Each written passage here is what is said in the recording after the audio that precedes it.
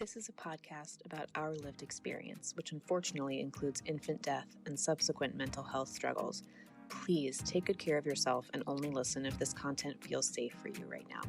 We'll still be here when you're ready. Hi, I'm Judith. And I'm Alina. We are internet friends turned real-life friends who both experienced the tragic loss of our sons to sudden infant death syndrome in winter of 2021. In the year after Aiden died, my husband and I both became unemployed. My parents divorced, and we had to move 5 times for various reasons. And as for me, just a few weeks before my son Quinn died, my then husband had come out to me as a transgender woman and were subsequently divorcing. It's been a lot. It's been a lot. But as long as we're living, we will love our sons deeply and work to make sure that we live a life that makes them proud. Welcome to As Long As I'm Living podcast. We're so glad you're here. Okay. Paperwork. Yes. Paperwork. This is probably going to sound like it's going to be the most boring podcast episode ever, but boy, do I have a lot to say about this bullshit. I have a lot to say about paperwork too, and the friends I've met along the way. The friends you've met along the way. So let me say first off, the reason we're doing this today, Judith actually had this idea a while ago, but I this morning remembered it because I was doing my intake paperwork for this new doctor that I'm seeing, and yet again, there's a medication on my medication list that I was prescribed the day my son died to dry up my breast milk, and it was right there in my chart again, even though I've asked every single nurse and every single doctor I've seen over the last 20 months to remove this medication, and they keep not doing it, and it keeps showing up, and it is so triggering. Yeah. It's so infuriating that it's still there. I think my general feeling about paperwork is it just adds insult to injury. It's like I'm already dead and you're forcing me to like fill out all of these pieces of paper. What? Also, I think it's just very concrete and it's hard to write. It's one thing that it's another thing to write. Like I think about paperwork a lot because when I go to the OBGYN, it asks, I'll never forget this. It says like, how many children do you have? And then I'll say 2. It'll say, how many children do you have? And I'll say 1. Mm-hmm. And then because at the time I was pregnant, and then in the appointment, they'll be like, how old is your kid? And I'll say, actually, he died. And then they say, oh, well, for these purposes, we have to put 0 because it's about alive children. And I'll never forget, there are other times where I've had situations. But you had a live birth. I know, but that's a different question. Another question that I've had that I've gotten at these is like, just the other day, I filled it out I became a member of my synagogue, and they ask children, and then you list out their names, and then you have to list out their ages. And I always write a whole paragraph. I'll write Aiden's name, and then I write a whole paragraph on the side where I'm like, this is my son, he died, blah, blah, blah. The one thing that I loved about the synagogue was that there was a space for like death anniversaries in your family. And so there was a place for me to put him. Yes. And now I know like they're going to keep track of it also. Yeah, I do like that. When forms are set up in such a way that I can tell the story of my family without having to like put it in the notes section, I do always appreciate that. I do appreciate that, but that is rare. That is very rare. So like, I mean, with this medication this morning, I filled it out again, clicked the button to remove it from my chart, and it says, why did you stop taking this? And I just typed like, I started taking this the day my son died to dry up my breast milk, and I stopped taking it when my breast milk was gone. Please remove. Oh my God. They're not going to read that. I know. So let's just say there's a couple types of paperwork, and then I have to go because I'm so hungry. I'm not even like making sense and my hair is all falling out. Okay. There's a few types of paperwork. I like to always like have category. I like to have like organization. I agree. Okay. So the first is paperwork post-loss, like that relates to the death. That relates to the death into the Yeah. future. Then there's paperwork that is relating to the death. So wait, hang on. What are the differences between the two of these? One is relating to the death, meaning. But what was the first one? I thought that was the first one. Go ahead. Say it. No, the first one is like when you go to a doctor's office and you have to explain. Oh, yeah. because Okay. Okay. that's paperwork post loss I understand. about Yes. not loss related things. Right. Then there's paperwork relating to the loss. Yes. So that this is not like bills. This is like paperwork. So death certificates, which I know in the stillbirth community is like a whole conversation, because you don't get a death certificate because, well, I don't think you get a death certificate. You don't get a birth certificate. That's right. They You get a get something called stillbirth like certificate, I a think. stillbirth certificate. Yeah. Taxes. Let's talk about the taxes. Yes. Well, taxes would be post loss, but other things related is like autopsy report, which I have a whole to do about, your birth records, Yep. your everything related to the actual life and actual death, like the police report, Yep. all of that. Then there's like post loss paperwork, which is taxes, anytime you'd have to fill out this information on paper post. Which reminds me of another category of paperwork, which is the survey that you get postpartum about postpartum depression, which I find really triggering. Yeah. I think anytime I'm just thinking of the countless times I've had to write on a form. Yeah. Son died. Yeah. Yeah. Like, I'm thinking about all the medical leave I took, like, and this was all like, I mean, literally Quinn died, and then I had to fill out leave of paperwork because I literally could not work. And so I had to fill out all of these forms that said like, son died, unable to work, anxiety, depressive symptoms, like this whole like big long thing about dead son. I remember after Aiden died, I had to remove him from my health care. Yes. And I couldn't, because he was already in the middle of the life event. And you can't have two life events at the same time. Oh my God. So he was already in the life event of being born. So I couldn't remove him because he was in the middle of that life event being added. And so they wouldn't let me like remove him, because that would be a separate life event. You can't. That is so funny and so dark. So I had to call my HR, and I was like, I told Janice, I was like, Vanessa, I can't fill out this. I can't. What do you want me to do? It won't let me take him off. And I'd have to, and it's not about the money, but it's like, you get bills with their name on it. Like it says family plan. It's just really triggering. Yeah. And so I was like, Vanessa, I cannot do this. You need to do this. This is something you need to do. You need to call the insurance, and you need to explain to them that even though he's in the middle of one life event being born, he is now in the middle of a second life event, which is being buried. All the life events for my son are gone. They're all past. He's dead. They've all passed. And I don't want to get another bill, and I don't want to hear from them ever again. And like, I know this isn't specifically about paperwork, but I do think it's related. Like when you have to call places, the insurance companies, and say like, please remove him. No, I know I already asked you to remove him and you haven't done it yet. Please remove him. He's dead. My son died. No, we can't pay that bill. Or like, there's no reason to pay that bill because he's dead. My son died. Stop calling me. He's dead. Yes.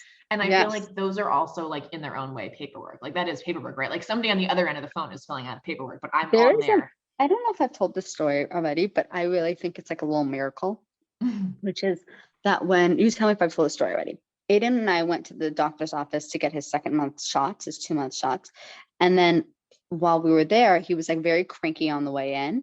And so the man behind the desk was like, oh, it's time for you to fill out you have to pay your $150 administration fee or whatever that is.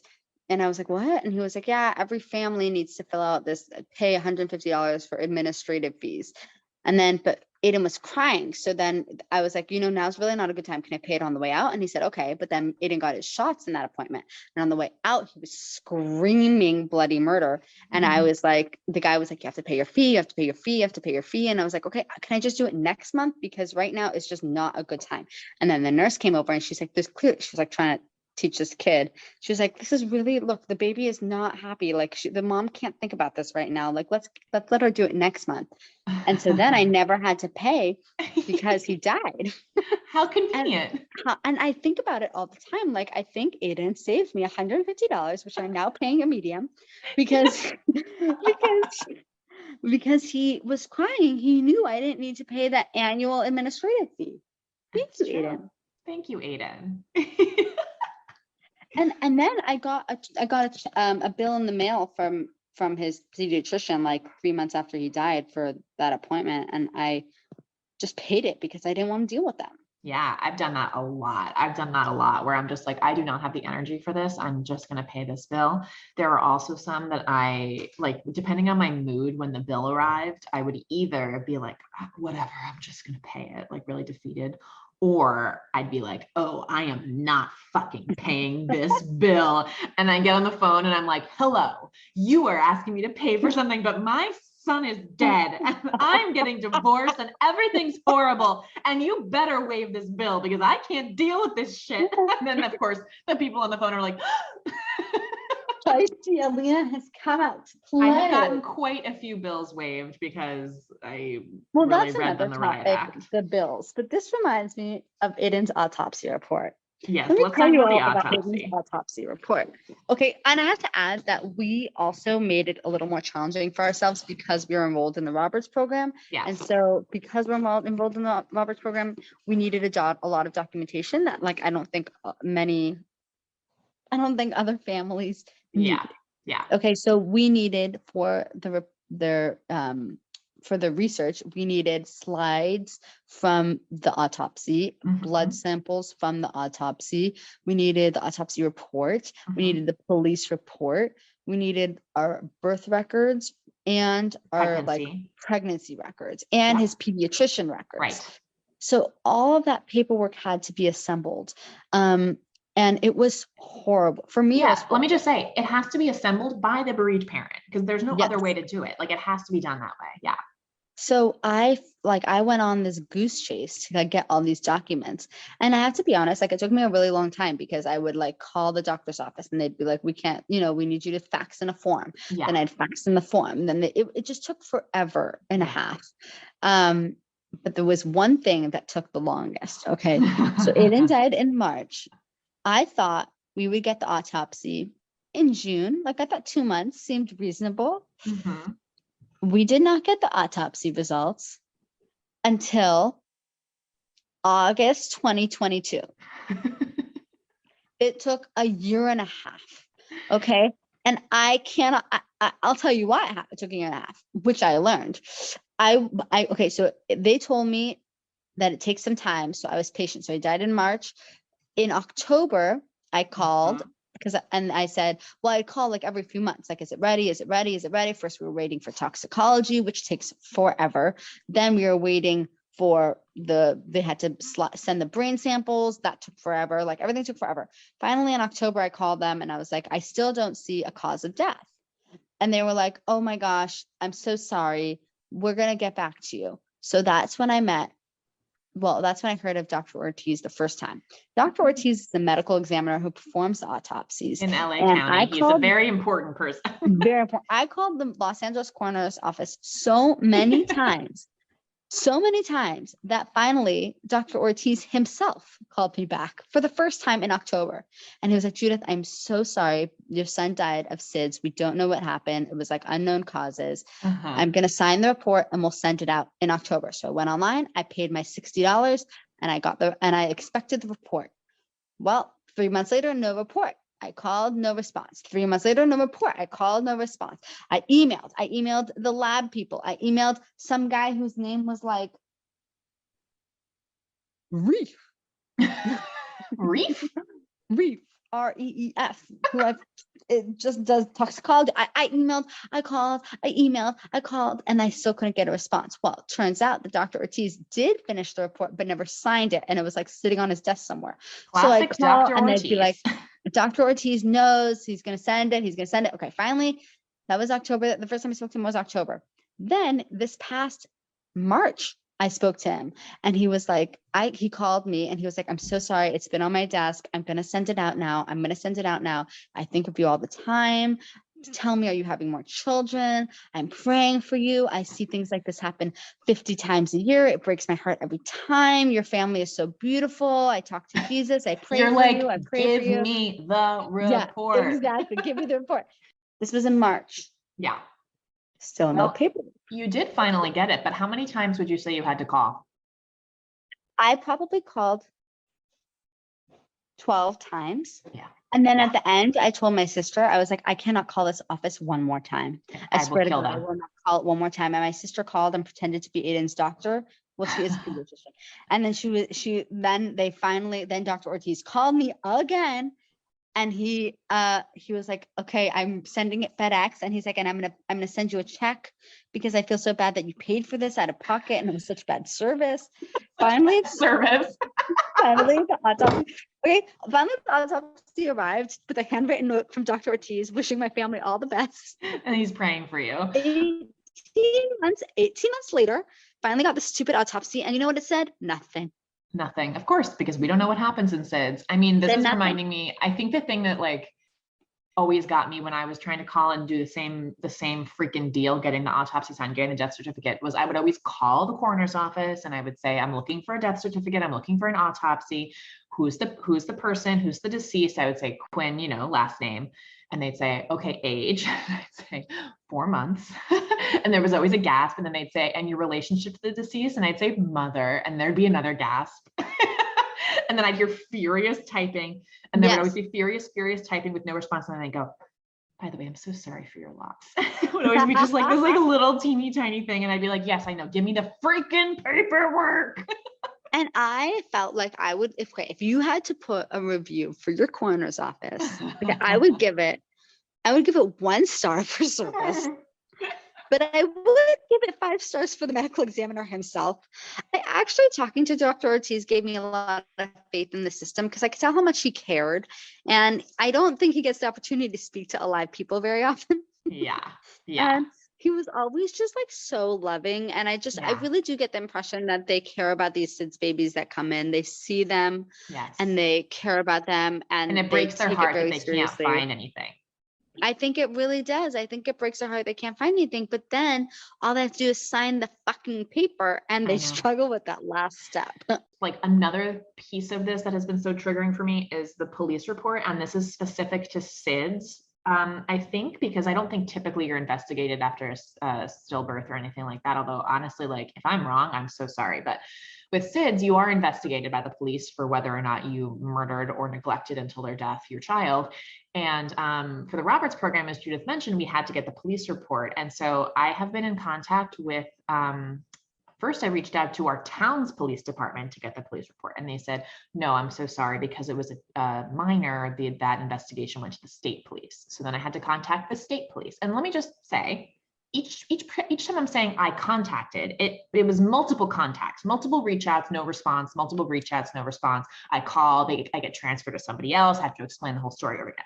So now I'm calling the state police and they say, oh, I'm so sorry, like open cases, you have to talk to the DA. So then they gave me the phone number of the DA's office, the District Attorney of Massachusetts. So I called the District Attorney of Massachusetts. Apparently I went to the wrong office. So they transfer me to somebody else. I go to a different office at the District Attorney's. I'm explaining my story to them. They say they'll look into it. Then it's weeks later, I get an email saying we're still working on it. And I'm at least relieved that I got like a proactive email about it. I'm like, great. Then it turns out that I had to fax a whole set of papers to request this information, even though I am his mother. And so I forged Kaylee's signature on it because it's not worth it to us. Like, she's like, whatever, like, I don't want to deal with this. So I'm just like forging signatures all over the place. Don't report me to the Massachusetts District Attorney, please. But I'm like saying like dead son. And I said, like, give us as much information as possible so we can see the record. So I'm filling out this whole form, like son died, SIDS, in-house. And I wrote like my town and like the time of death and like the ambulance company that picked him up and like the police detective name. So I'm going through all my files from the day of his death and like getting all of this information, right? Filling out this form. And I'm thinking, whew, this is it, it's done. And then I get an email back that says, oh, actually, this is an open investigation. So we can't release you the police report. And I was like, the end of this is that I'm still being investigated for my son's murder a year and a half later. Excuse me?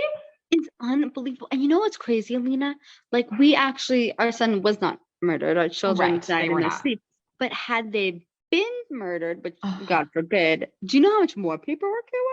Oh my God. There'd be even more paperwork. And you know what's horrible? It's like, okay, you have to remember, okay, let's talk about other paperwork components. Okay. Yeah. They have social security numbers. Yes. That you have to like go find their social security number. I'm always like, I feel like I'm like going to look for Aiden's social security number. Always. I'm going to look up like all this random stuff for him. And it's like, you don't want to relive it. It's like so unpleasant. I remember when I had to go pick up the death certificate, it said on there, like, you had to fill out like employer, occupation, I know. Oh my God, the death like certificate. Those of military you, service. okay. I need everybody to understand that when you get a death certificate for a baby, I mean, for anybody, it always says occupation, marital status, highest education level received. And you know what it says for a baby? It says NA. Occupation, NA. Marital status, NA. Like highest education received, NA. All of these things are NA because they did not get to live a life. Do you even know how painful it is to see that death certificate? Oh my God. If a child is 13, do you write in like elementary school? I don't know. No. Like, what do you mean? No, they completed 8th grade. Here's another one for you. I opened up a 529 college savings account for Quinn the minute he was born. And so we have all this money sitting in college. I mean, not like a ton of money, but you know, we had started saving for college for him when he was born. And then now we're getting divorced. And so I had to fill out a whole bunch of paperwork so that only I own that account now because I'm getting it in the divorce. Alina, we have the same thing. We started a New York State 529 and we don't even live in New York. And so now we've got like this money in this account that's in New York for this kid that's not alive. We don't live in New York. And we don't have that kid alive anymore. And so we just have like $2,500 sitting in this bank account that I don't even know what we're going to, like, I don't know we have to get it out. We have to do something with it, but we just didn't know what to do. Like it just sat there because we didn't know what to do. I know. Okay, that reminds me of another component of these stupid things that I didn't even. Let's talk about taxes. That's the last thing I wanted to make sure we touch on. Taxes, because we get tax deductions in the United States. Yeah, you get a deduction for having a child. You get a deduction for having a child, and during the pandemic, you got money from the government for having a child. So I remember like at some point we just got a check in the mail for I think like $1,500. So, which probably went to therapy at this point. And it was so bittersweet. Like it was the worst $1,500 I've ever gotten. Yeah. Yes. And also, okay, so Aiden and Quinn were both born in 2020 and then died in 2021. And the way that the taxes work, that means we got to claim them twice. We got to claim them for our 2020 taxes and we got to claim them for our 2021 taxes. Now, I don't know exactly when you filed your taxes, but for me, by the time I was claiming him in the year he was born, I was filing my 2020 taxes after he had already died. So I was filing taxes claiming him as a deduction, even though he was already dead. And this is February 2021-ish. And knowing that I was going to have to do it again the next year because he had lived into the year 2021. So this year in 2022, I also had to fill out taxes claiming him. But I now know that next year, when I do them in 2023, I'm going to have to report him dead.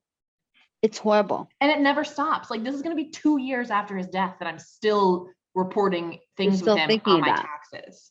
I know. Yeah. And it's so painful and it just hurts and it's unpleasant to write out. It's like hard to explain why it's so painful. It's like a reminder that they existed, but it's a reminder in a way that is not really that pleasant because you're also at the same time kind of getting slapped in the face with the fact that they're dead. Yeah. I also find like the process of writing it out to be painful.